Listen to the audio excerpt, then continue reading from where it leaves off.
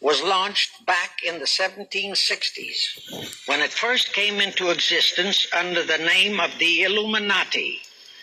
This Illuminati was organized by one Adam Weishaupt, born a Jew, who was converted to Catholicism and became a Catholic priest, and then, at the behest of the then newly organized House of Rothschild, defected and organized the Illuminati. Naturally, the Rothschilds financed that operation. And every war since then, beginning with the French Revolution, has been promoted by the Illuminati, operating under various names and guises. I say under various names and guises because after the Illuminati was exposed and became too notorious, Weishaupt and his co-conspirators began to operate under various other names. In the United States, immediately after World War I, they set up what they called the Council on Foreign Relations, commonly referred to as the CFR. And this CFR is actually the Illuminati in the United States. And its hierarchy, the masterminds in control of the CFR, to a very great extent, are the descendants of the original Illuminati conspirators. But to conceal that fact, most of them changed their original family names to American-sounding names. For example, the true name of the Dillons, Clarence and Douglas Dillon, once Secretary of the U.S. Treasury Department, is Lepowski. I'll come back to all this later.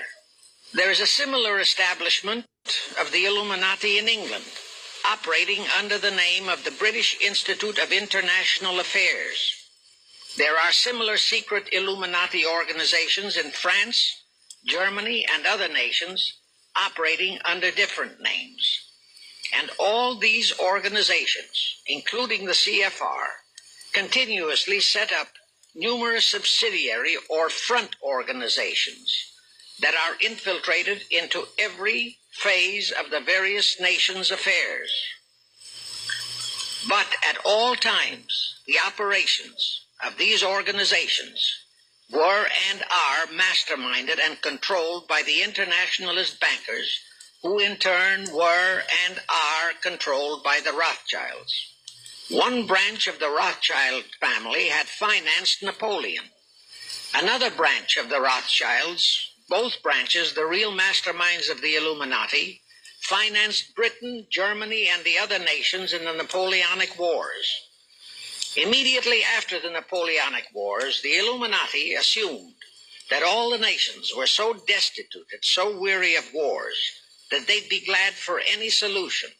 So the Rothschild stooges set up what they called the Congress in Vienna, and at that meeting they tried to create the first League of Nations, their first attempted one world government, on the theory that all the crowned heads of the European governments were so deeply in debt to them that they would willingly or unwillingly serve as their stooges.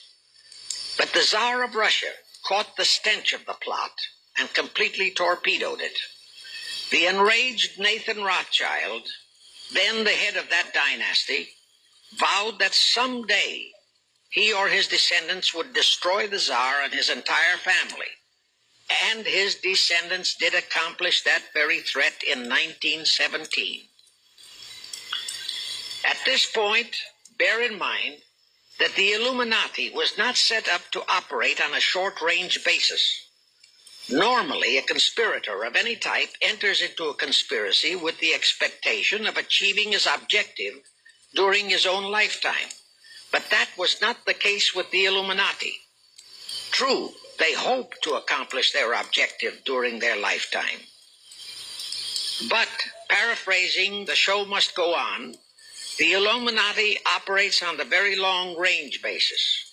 Whether it will take scores of years or even centuries, they have dedicated their descendants to keep the plot boiling until they hope the conspiracy is achieved. Now let's go back to the birth of the Illuminati.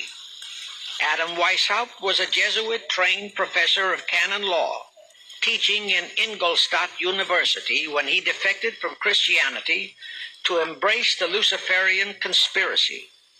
It was in 1770 that the professional moneylenders, the then recently organized House of Rothschild, retained him to revise and modernize the age-old protocols of Zionism, which from the outset was designed to give the synagogue of Satan, so named by Jesus Christ, ultimate world domination, so they could impose the Luciferian ideology upon what would remain of the human race after the final social cataclysm by use of satanic despotism. Weishaupt completed his task May 1st, 1776. Now you know why May 1 is the great day with all communist nations to this very day.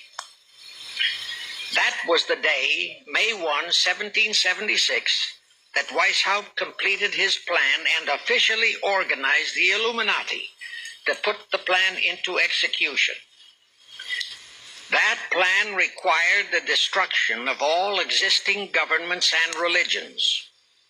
That objective was to be reached by dividing the masses of people whom he, Weishaupt, termed Goyim, or human cattle, into opposing camps in ever-increasing numbers on political, social, economic, and other issues, the very conditions we have in our country today.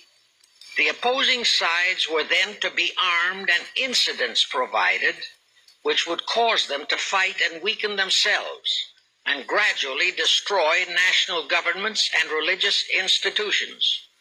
Again, I say, the very conditions in the world today. This satanic plot was launched